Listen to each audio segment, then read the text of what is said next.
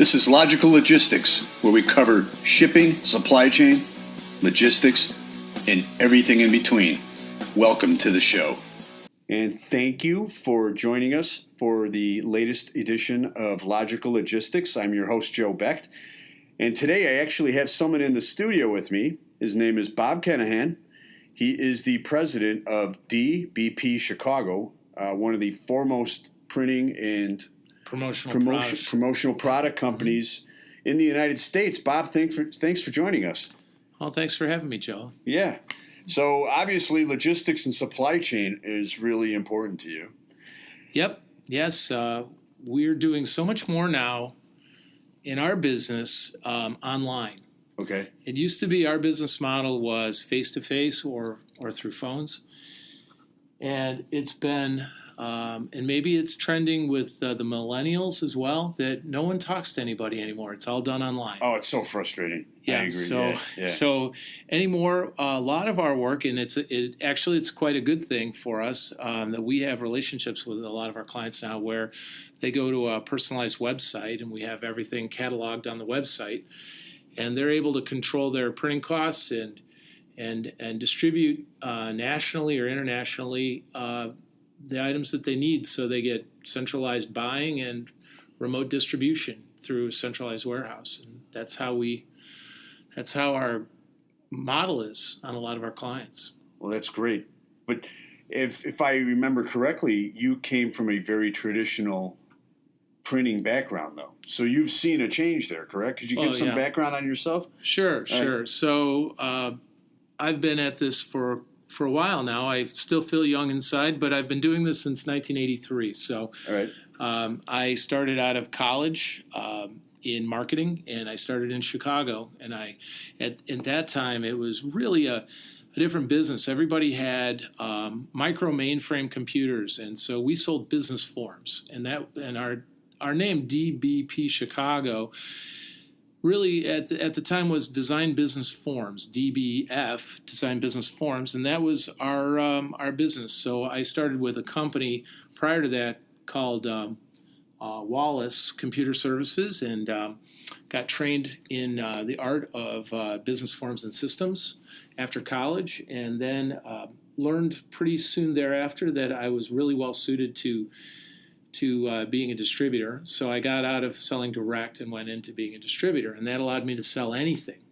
And during the mid-'80s, we got involved with desktop publishing. We've seen the whole advent of, that change, and then getting into the internet and Adobe PDF and all that. So it's really been our industry, the printing industry and marketing, anything, direct mail and all that has changed so much over the last 30 years. It's incredible. Yeah.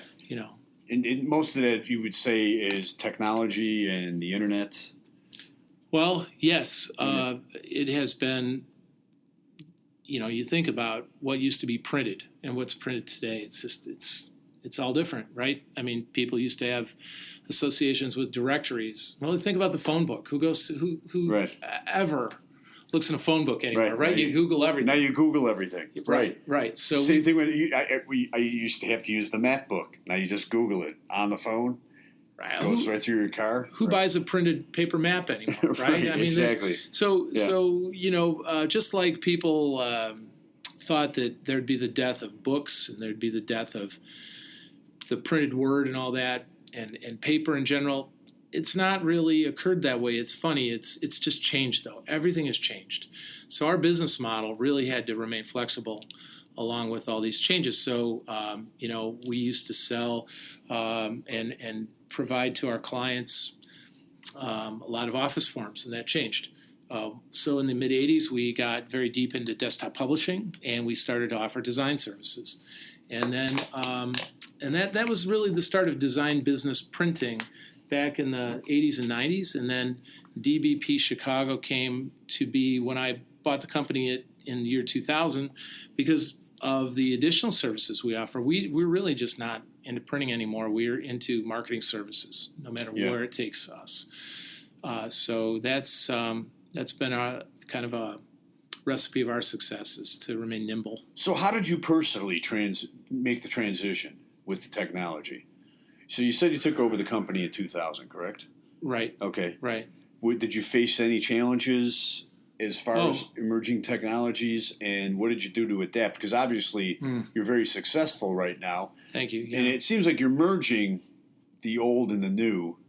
Right. Right. It's funny, right? Because a lot of what's I think that there's just a inherent wisdom of doing this long enough that we have our tagline is expertise, value, results. Right. So we really look to provide services and expertise that people can't get anymore.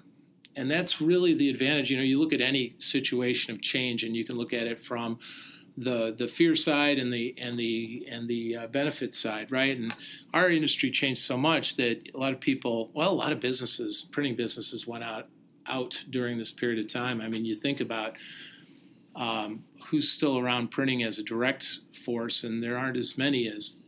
But I think the distributor model is even better now, because where before we used to go into an account and an account would say, we'd really rather deal with a direct representative to buy our printing, and we feel like a distributor might be more of an added link in the chain.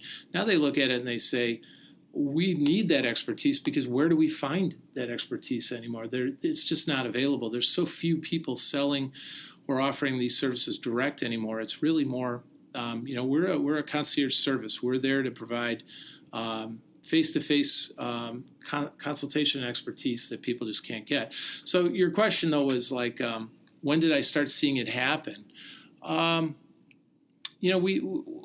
That's hard to say, really. I think what we've noticed is that we had a similar account base, but they were just buying less from us.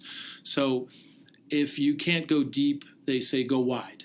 So we started to look at, other clients and other products that we could offer too. So, at that point, we looked at, instead of fighting the internet, we looked at joining and saying, how can we offer print management services that leverage the technology? So we always have looked at technology as a way to leverage value for our clients. Okay. Well, obviously the name of the show that you're on is called Logical Logistics, and we deal with logistics and supply chain. Yeah. Can you explain your supply chain, what it entails? Okay. Since we're a distributor, it's very varied. Okay.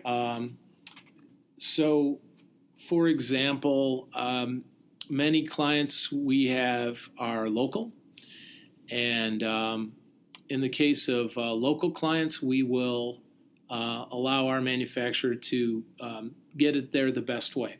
So often we'll use messenger services and/or truck lines that are local. We use Bellair locally at times, so that it's worked out very well for us to be flexible, to have whatever the lowest cost, quickest way to get it to our clients. We do that. But then we also have clients. One of our largest clients has embedded hotel personnel all around the world, and we ship to them items from our DeKalb, Illinois warehouse. And that's been right now through Worldwide Express, and that's and/or other services as well. But that's been challenging in and of itself, getting things all around the country. In what way? What are your biggest challenges? Well, I think the biggest challenge is nowadays is how sophisticated theft has been. Really? Yeah, and not surprised. I'm actually shocked sometimes. So one of our clients has, we're sending high value items now that we're not doing printing entirely. We're doing promotional items as well as recognition items and actual technology items. For example, we might be sending $100 premium gifts through the mail to locations all around the country. Well, let's say we put 10 of those in a carton, and it's sent off to a company with the last name, and the company is Technologies, and it's a nice small little package, and it arrives through the supply chain through Worldwide Express. Well, our clients on the other end have sometimes called us and said, I know you didn't really mean to send us a half-drunk bottle of, Coke Zero, but that's what I opened up and received from you. It's amazing how resourceful thieves can be. Because I'm just thinking from my own experience, back in the day we used to ship furs. And you mean fur coats? Fur coats. And they would punch a quarter-size hole in a box, usually in New York City, JFK. And through that quarter-size hole, they would be able to yank out $20,000, $30,000, $40,000, $50,000 fur coats somehow. But no, I'm not surprised what they're doing. Yeah, it's amazing. Well, I think what people do often is they look for the weak link, right? So it's not the driver who's delivering it, because they're under tight controls. It's not the person maybe picking it up. But when it goes through their processing center, and it might be that third shift person in the middle of the night where it falls off of a conveyor belt into an area where they have to process it or something, and it's not under camera. I just find it amazing. But we have had issue with that. Okay. I would say it's probably 1% of all of our shipments. Wow. Which is significant. Yeah, it is significant. How did you have an insurance to deal with that, or? Well, we have had to insure all packages now, so it's an added expense. Yeah. I see a lot of clients though controlling their costs by indicating to us who they want to use, so that we are just the they use third party, or we signify third party. So, and often in these cases, our clients are it's their decision. Right? How much do they want to pay? Does it seem like they care more about cost? Is there a concern about value? Well, I always smile, because there are times where, this is one of those things that always amazes me. We'll work on a project, and let's say it's an annual report we're printing for somebody, and we're talking about budget and the expense, and we're very aware of cost of design, cost of printing.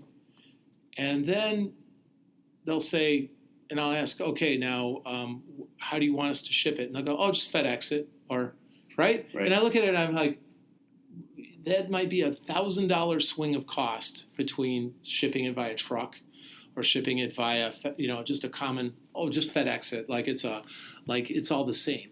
And so to the end client, I think, the challenge is that they're maybe uninformed of the difference in cost, right? And what we try to provide as a valued service, and it's not really it's not a profit center for us, but it's more of just a full array of services, because we figure saving our clients money is good no matter, right? That we try to help them be the most efficient they can be in shipping when we can. And and it's not always just, send a FedEx, or let's send it via UPS. So we've gotten creative. I remember telling you a story a little while ago where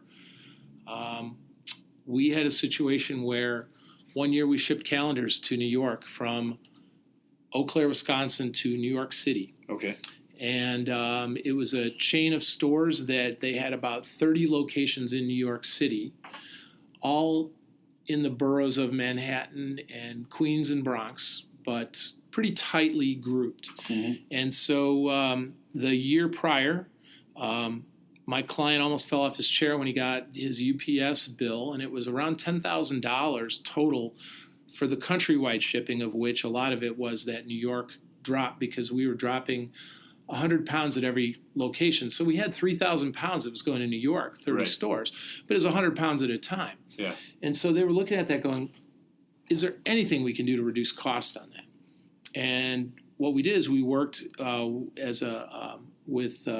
we worked with you on this one, where we said, why don't we ship it in its entirety to New York and bring it into a transit hub, right? And then from there we can split it up and do local truck delivery, call it a milk run or whatever, and we could, I think we saved half by doing it like that. Okay. So client got, and the thing that was the nicest part of it was there was no damage. Cost was half, and the client was happy, but clients forget sometimes about all those little details. But what they remember is that's where you get value. Right. They remember that. But what they also remember is their boxes, half of them didn't arrive split in half, right? Because if you separate a pallet in Eau Claire, Wisconsin, and you're sending everything out 2-3 boxes at a time to 30 locations, for example, with UPS, it's all on conveyor belts and inside trucks and thrown around, and the damage is exponentially larger than shrink wrapping it, having it on a pallet, sending it across country, opening up the shrink wrap pallet, and then putting it into a local delivery source. So we found by being slightly creative on the shipping end, we were providing a lot of value to our clients and really kind of protecting our what we really are trying to do, which is provide our clients with marketing collateral and materials. Okay, so it's interesting. You brought up a lot of factors here, and I want to talk about those. Your customer base, the end user on the supply chain, the end of the chain. Right. Is it? It seems quite diverse. For us, yes, Okay. It's very diverse. But the thing that is kind of common is that our end user is different than our client, let's say. Okay. Because we've got a client who might be in a headquarters, but they've got sales offices all around the country, or they've got users all around the country. So I don't know what you're saying, end user, but like if it was the delivery end location, those folks are receiving items, but the decision on maybe who's shipping or how it's shipped is done at a central location. Sure, but for example, the customer in New York City. Yeah. What was his? What are you shipping to him? Calendars. Okay. So it was year-end calendars Right. in 30-pound boxes Okay. of printed collateral coming from the printing facility, ending up at their doorstep that they'll hand out at the end of the year. Okay. But some of your other customers, Technology Right. products, apparel. okay, I'm sending a big shipment soon. It'll come out of embroidery going down to Florida. That'll then be sent into Mexico. Mexico is the hardest, I think. right, Mexico's impossible. okay. It's a challenge. It's a challenge. It is. It's all dollar value. It Yeah. seems like everything has to be kept under a certain invoice level, and it sails through. The minute you pop over, I want to say $1,500, a lot of extra sets of eyes start viewing it. Yeah, sure. No, it's interesting. And one of my first guests was the president of the WCA, so it's this large international organization. They're trying to bring shipping companies from all over the world together more, but I think that should be addressed even more so to get that relationship there, so it could be more streamlined. Yeah, I'm hoping to have shipping companies from Mexico, South America, different parts of the world to talk about the relationships and why that occurs. I would suggest at some point on your podcast have a customs agent on. Yeah. That would be fascinating. That would be fascinating. Of what holds things up and what doesn't. Yes. Because I'm still trying to figure out the paperwork on that. I know. Yeah. So no, agreed. yeah. You do work with currency exchanges too, correct? Right. We ship a lot of. This innovation thread has really been the success of our company, is to innovate out of a changing business climate. So one of the things we found was that criminals were finding that it was better to do white collar crime and in essence forge documents than it was even more profitable than selling drugs. So in the city of Chicago, they started looking at currency exchanges as a target. And currency exchanges are companies that provide services for the unbanked. They provide check cashing services, also money order services. So these money orders were being purchased at the currency exchanges, and what the criminals were doing is they were buying money orders too, and then they were digitally recomposing them and producing, maybe, let's say you'd buy a $1,000 money order and you'd produce 20 of them, and they'd be impossible to tell from the original, and they'd be cashed all over Chicago and Craigslist and elsewhere. And, amazing. And then the criminals, if they were even found, hands were slapped. It wasn't even so it became a big problem. So we were able to innovate in that industry and come up with a money order product that was protecting the consumer. Okay. And so we worked with the Secret Service to try to find out what kind of methodology these criminals were using. We analyzed it, and then we innovated with a product that the criminals couldn't replicate. So we were able to give our customers a product they could easily authenticate. Didn't cost them hardly any more money to buy from us, but it was incredibly secure. So sometimes just a little bit of engineering goes a long way. Right. And we stay ahead of folks that way. How were you able to get a contact at the Secret Service to help you with this process? Well, they were the ones. Secret Service is called in on, and a lot of people think of what does the Secret Service do? They protect the president and all that, but they have a big part in protecting the money supply. So whenever there's fraud in check cashing schemes or forged counterfeited money, the Secret Service comes in. So they are very involved in currency exchanges because with money transacted, often criminals try to insert, fake bills, FRNs they call it, Federal Reserve Notes. So along with that, though, they were also involved in breaking the back of organized crime as it's involved with any of these schemes. Okay. So there's a local contact from Chicago that I became aware of, and he and I collaborated, and then I learned, and we came up. I would use him as a sounding board. I'd say, agent, what do you think about this? Do you think they could beat this? And he'd say yay or nay to it. And what was interesting is sometimes low tech is just as good as the most expensive, way of defeating. Yeah. So we found that just a certain combination of inks and printing techniques was all it took to wipe away crime in that area. Interesting. It's a fascinating story. Yes, really even inks that if you know that your criminals are using acetone and bleach in order to wipe away the signature on a check, if you start to use inks that dissolve under acetone and bleach, then the check becomes just a smeared mess. That was another thing that we did too. Besides counterfeiting, there's also forgery on those, tampering with, and we fixed both. So yeah, it is. It's fascinating. I'm amazed at the criminal mind. Yeah. No, I've known your story before, and I love to tell people about it because the innovation is just you're to be commended on that. Back to the logistics end, Mm-hmm. You're obviously using a portfolio of vendors. How do you choose those? How many do you choose? What does your customer choose? Well, on logistics, how do we come up with a decision on how a project is to be shipped? Well, for example, you're doing everything from shipping to New York City, from Wisconsin, to also moving items from DeKalb in your warehouse. So how do you choose each area to suit your needs and provide the best service possible? Okay, I think a lot of it has to do with the reach and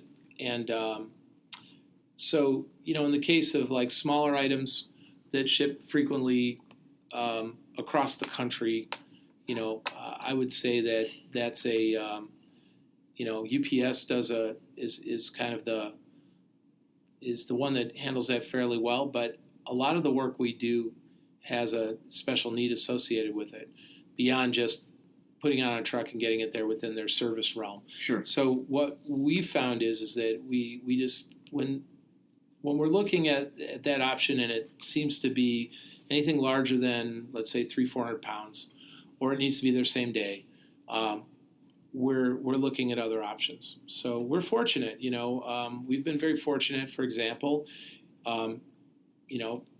we have a relationship with you with Bellair, and you have a relationship with us with printing. But the great part about Bellair is that you have Chicago covered with the size of equipment we need, for example, to get onto a dock, right? I mean, what happens when you need inside delivery? We had a job once that required a very specific inside delivery requirement that we know could not have been communicated properly to like a UPS, or the cost would have even been exorbitant based on, in quotes, white glove service.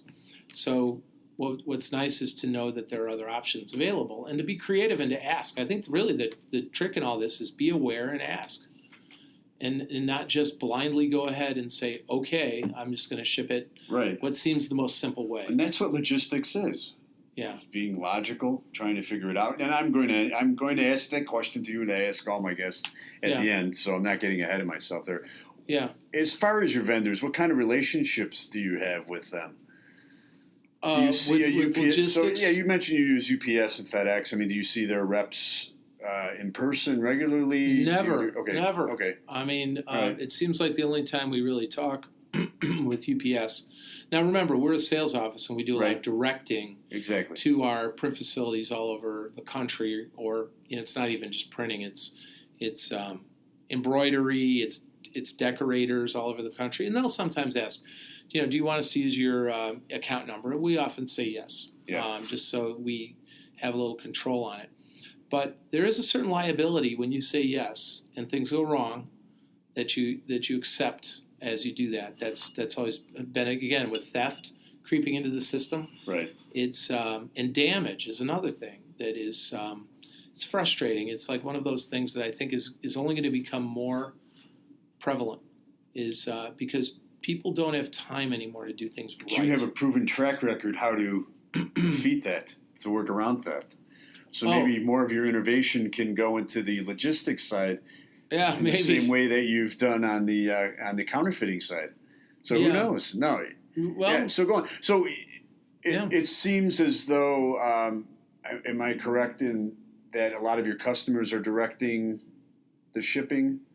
Our customers, well, no, I would say that still a vast majority of our clients allow us to direct our shipping. And then what we're doing is we're either, we're allowing the expertise of our plants to determine where it goes, or we're suggesting to them. So often what we'll do is we'll say, we'd like this sent a special way. We'd like you to contact our preferred vendor. So you're very hands-on as far as logistics goes. We try to be when it really, I don't want to say when it really matters, but there are times where either cost or delivery time or handling. A lot of this is handling too. How do we, I can't tell you how many times, and this is another area of logistics, right, where it's the relationship of our client that is on the line at every job, but it's the person who ships it to the end consumer who makes the last impression. So it's that surly delivery person, or it's the person who throws it on the door and it's all wet. I encountered one of those on Good Friday. Of all days, right. Go on, But you have a surly delivery person. And I've encountered quite a few, but it seems that's more the not the norm. It's the exception. But go on. I'm sorry. But it's the relationship. So my reputation is they don't remember it. Oh, it's a truck driver. They're upset at me when that delivery comes, and it's somebody who is not nice to them or refuses delivery up to where they want it to be. So we take it very seriously. We think of it as the final extension of our customer service is how it's delivered. Okay. So it's important. And conversely, we've had a lot of clients who've said, we've really appreciated the way it was delivered to us. And that's really kind of the look we're looking for, is if we can save our clients money, kind of in, really wrapping this up would be, can we save our clients money? Can we deliver it on time? And can we provide a positive experience on the back end so that we don't have to revisit the issue? We don't have to find out a claim or something arrives to our client broken, or and it's that dissatisfaction, that extra labor that we try to avoid at all costs. Okay. Yeah. But that's kind of in a nutshell what we do. All right.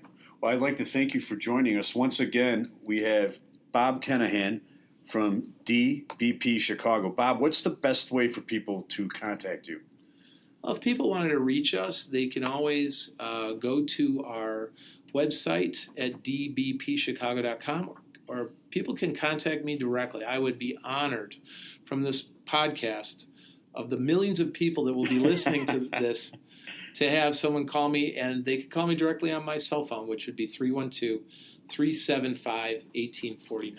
All right. Well, I asked this of all my guests. Yes. What does logistics mean to you? Logistics means getting something in the most efficient manner from point A to point B with the highest level of satisfaction. Fair enough. Once again, Bob Kenahan from DBP Chicago. Cell phone number 312-375-1849, correct? Right, or Okay. info@dbpchicago.com. Great. Well, thanks for joining us. And thanks to all the people out there for listening. And we will see you next time. And we'll see you next time on Logical Logistics. Click the subscribe button for new videos every week and download us and review us on iTunes. Visit www.beslogistics.net for more logistics, transportation, and warehousing resources. Thanks for watching.